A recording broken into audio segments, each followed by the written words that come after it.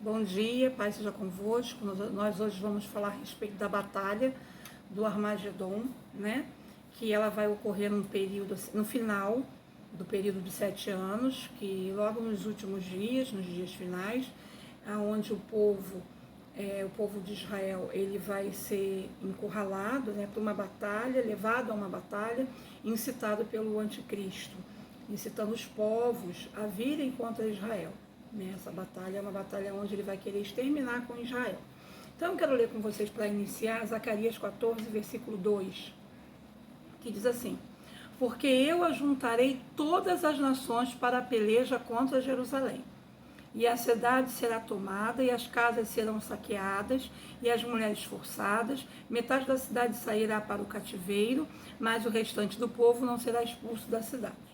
Então sairá o Senhor e pelejará contra essas nações, como pelejou no dia da batalha. Naquele dia estarão os seus pés, ou seja, os pés de Jesus, sobre o Monte das Oliveiras, que está defronte de Jerusalém para o Oriente. O Monte das Oliveiras será fendido pelo meio, ou seja, vai haver uma abertura no meio, para o Oriente e para o Ocidente. E haverá um vale muito grande, metade do monte se apartará para o norte, outra metade para o sul. Fugirei pelo vale dos meus montes, porque o vale dos montes chegará a Azel. Sim, fugirei como fugiste do terremoto dos dias de Uzias, rei de Judá. Então sairá o Senhor, meu Deus, e todos os santos com ele. Então esse primeiro período aí nós já vimos que vai haver uma batalha, ele vem contra, né, Jerusalém, vem contra o povo judeu, e o povo judeu vai estar encurralado, onde o Senhor vem, pisa no Monte das Oliveiras, o monte vai se fender, vai se abrir, e eles fogem ali pelo meio daquele monte, né? Quero ler também mais um versículo com vocês a respeito dessa batalha, que está em Apocalipse 16, que diz assim: porque eles serão espíritos de demônios, operadores de sinais, e se dirigirem aos reis do mundo inteiro, com o fim de ajuntá-lo para a peleja do grande dia do Senhor. Então os ajuntaram no lugar em que em hebraico se chama Armagedon.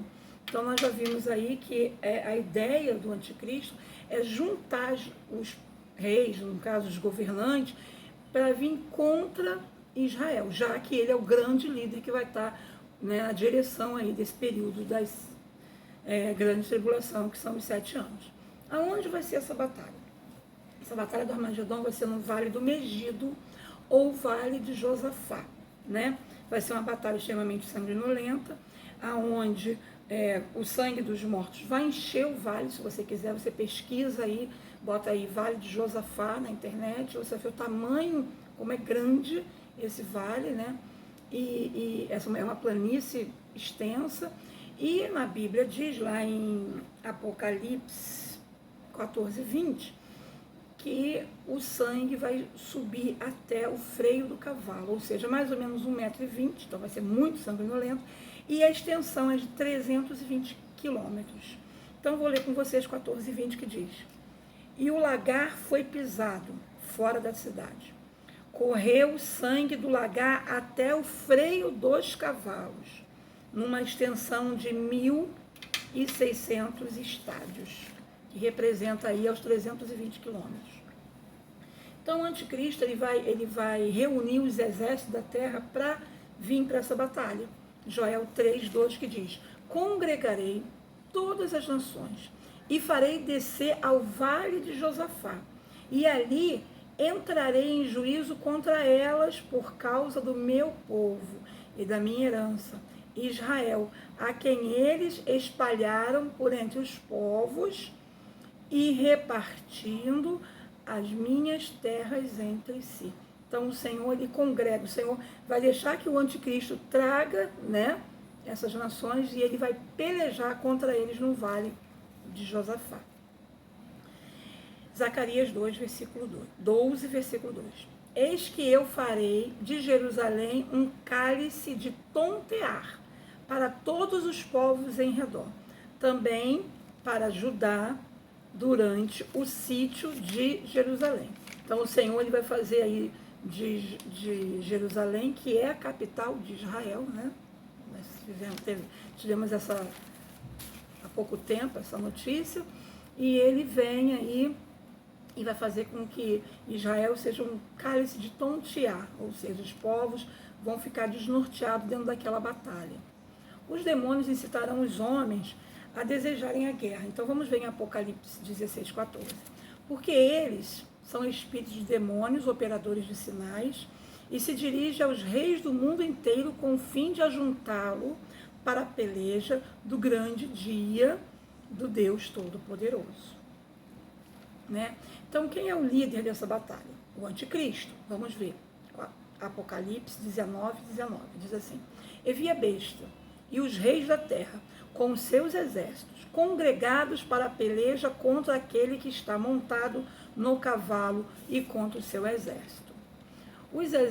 Então, a ideia do anticristo é trazer as nações para exterminar Israel. Por que exterminar Israel? Exterminando Israel, as profecias de Deus não seriam cumpridas, né? Então, o Senhor, ele vai estar aí impedindo que isso aconteça, dando livramento a Israel nesse momento, como nós já vimos lá no início, quando ele vem no Monte das Oliveiras. Os exércitos serão destruídos pela espada que sai da sua boca. Então, ele não vai usar arma, ele vai simplesmente, né, vai sair da boca dele uma espada afiada. Vamos ler. Apocalipse 19, 15. Sai da sua boca uma espada afiada, para com ela ferir as nações. Ele mesmo as regerá com um cetro de ferro e pessoalmente pisará o lagar do vinho do furor da ira do Deus Todo-Poderoso, né? Então, esse momento aí é o momento da volta do Senhor. Esse momento que ele pisa no Monte das Oliveiras, ele está retornando.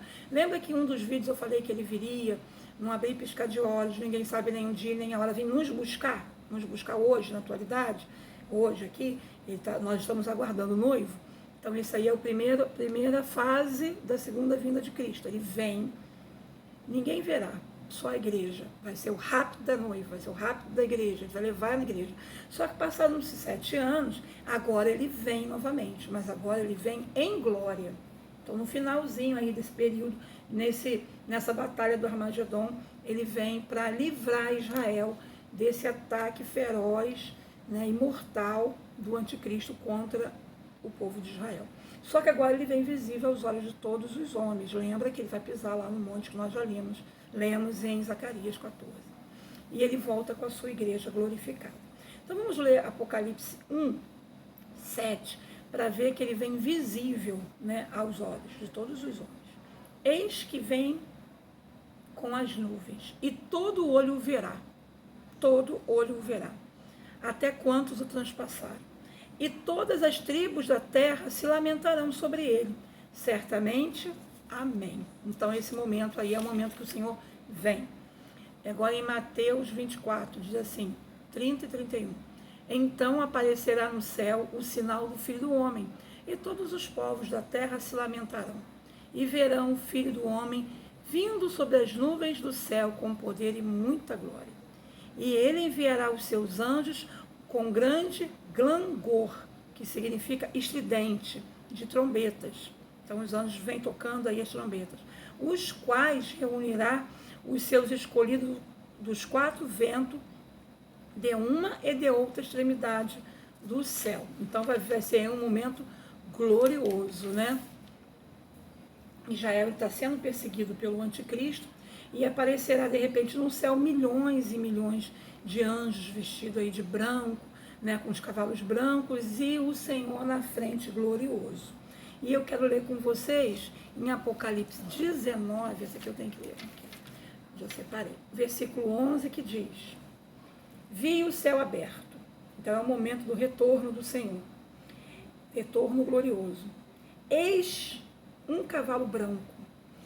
O seu cavaleiro se chama Fiel e Verdadeiro, e julga e peleja com justiça. E os seus olhos são como chama de fogo, e a sua cabeça muitos diademas. Quem tem um nome escrito que ninguém conhece senão ele mesmo. Está vestido com um manto tinto de sangue, e o seu nome se chama o Verbo de Deus. seguiram os exércitos que há no céu, montando cavalos brancos com vestiduras de linho finíssimo, branco e puro. Saiu da sua boca uma espada afiada, para com ela ferir as nações. Ele mesmo a regerá com celos de ferro e pessoalmente pisará o lagar do vinho do furor da ira do Deus Todo-Poderoso. Tem no seu manto e na sua coxa um nome escrito: Rei dos Reis e Senhor dos Senhores. É exatamente o momento que Israel, né, está aguardando o Senhor. Nós já falamos sobre isso, que eles estão no ano 5.780, aguardando o Messias, aguardando o Rei dos Reis e Senhor dos Senhores. Então, nesse momento aí de maior aflição, Israel reconhece o Senhor como o Messias e como o Rei. Então, vamos ver lá em Zacarias 12:10, que diz: E sobre a casa de Davi e sobre os habitantes de Jerusalém derramarei o espírito de graça e de súplica, e olharão para mim, olha bem, e olharão para mim a quem transpassaram e planteá-lo-ão como quem planteia por um unigênito, e chorarão por ele como se chora amargamente pelo primogênito. Eles nesse momento que eles vão olhar para o Senhor, né, eles vão reconhecer o Senhor como Rei, eles vão reconhecer o Senhor como Messias, como um Salvador que eles estão aguardando até hoje, né? Aceitarão o Senhor como o Rei que eles estão esperando. E o Senhor, ele vai fazer uma aliança com Israel, né? Será um tempo de refrigério. Porque logo depois dessa batalha do Armagedon, vai iniciar esse período aí de refrigério, que é o milênio. Então vamos lá. E todo Israel vai crer que o Senhor, né, os salvou. Está lá em Jeremias 31 ao 34. Eis que vem dias, diz o Senhor, que farei uma nova aliança com a casa de Israel e com Judá, não conforme a aliança que fiz com seus pais, no dia em que tomei pela mão, para o tirar da terra do Egito, porquanto eles anularam a minha aliança. Não obstante eu os haver despojado, diz o Senhor. Quer dizer, então o Senhor, ele faz uma aliança agora, uma aliança eterna com o povo de Israel, não conforme foi feito lá no Egito, porque lá no Egito eles anularam a aliança que Deus tinha feito com eles, né? Porque esta é a aliança que firmarei com a casa de Israel, depois daqueles dias, diz o Senhor. Diz o Senhor, na mente lhe imprimirei as minhas leis, também no coração escreverei, eu serei o seu Deus e eles serão o meu povo. Não ensinará jamais cada um o seu próximo, nem cada um o seu irmão, dizendo, conhece o Senhor, porque todos me conhecerão, desde o menor até o maior, diz o Senhor. Pois perdoarei as suas iniquidades, dos seus pecados jamais me lembrarei. Se você quiser confrontar esse versículo aí, você vai lá em Hebreus 8, do 8 ao 12, versículo do 8 ao 12, que está confirmando esse versículo aí que nós lemos agora. Então, Jesus, o que vai acontecer agora com a trindade satânica, né? Já que eles estavam governando durante esse período aí de 7 anos. Então, a trindade satânica é composta pelo anticristo, falso profeta e o diabo. Então, o anticristo e o falso profeta serão trazidos vivos diante de Jesus, né? E Jesus os condenará imediatamente e os lançará no lago de fogo que arde em enxofre. E um detalhe, esse lago de fogo que arde em enxofre não foi criado para o homem, não foi criado para a humanidade, foi criado para o diabo e seus anjos. Você pode pesquisar lá em Mateus 25, versículo 41.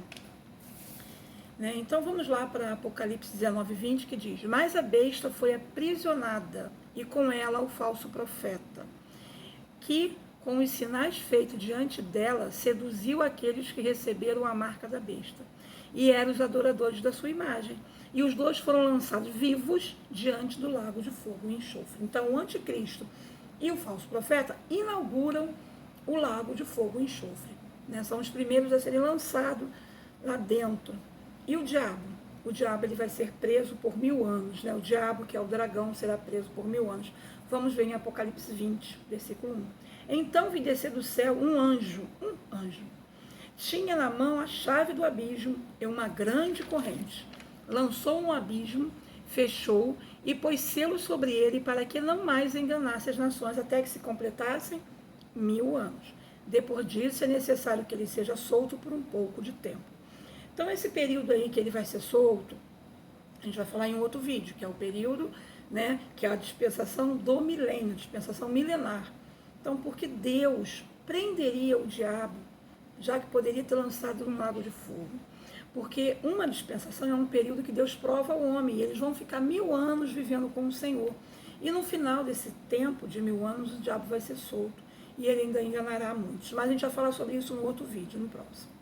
Então agora o sol da justiça já está raiando, né? Por quê? Porque o Senhor já venceu, né? E agora eles vão reinar com o Senhor durante 1000 anos. Pois eis que vem o dia e arde como fornalha, todos os soberbos e todos os que cometem perversidade serão como restolho. Eu fui pesquisar o que era restolho e vi que é a palha que fica no campo após a colheita, ou seja, não serve para nada. O dia que vem os abrasará, diz o Senhor dos Exércitos, de sorte que não lhes deixará nem raiz e nem ramo, ou seja, dessa geração de soberbos, desses que vieram contra o Senhor, nem raiz e nem ramo restará deles, não vai ter nenhum pingo de vestígio de lembrança deles, né, de que eles possam voltar. Mas para vós, outros que temeis o meu nome, nascerá o sol da justiça, trazendo salvação nas suas casas. Saireis e saltareis como bezerros soltos na estrebaria. Pisarei os perversos, porque se farão cinza debaixo das plantas dos vossos pés, naquele dia que eu preparei, diz o Senhor. Então, toda a humanidade, né, reconhecerá que Jesus Cristo é o Senhor. Está lá em Filipenses 2:11, para terminar esse vídeo. E todas as línguas confessem que Jesus Cristo é o Senhor, para a glória de Deus Pai.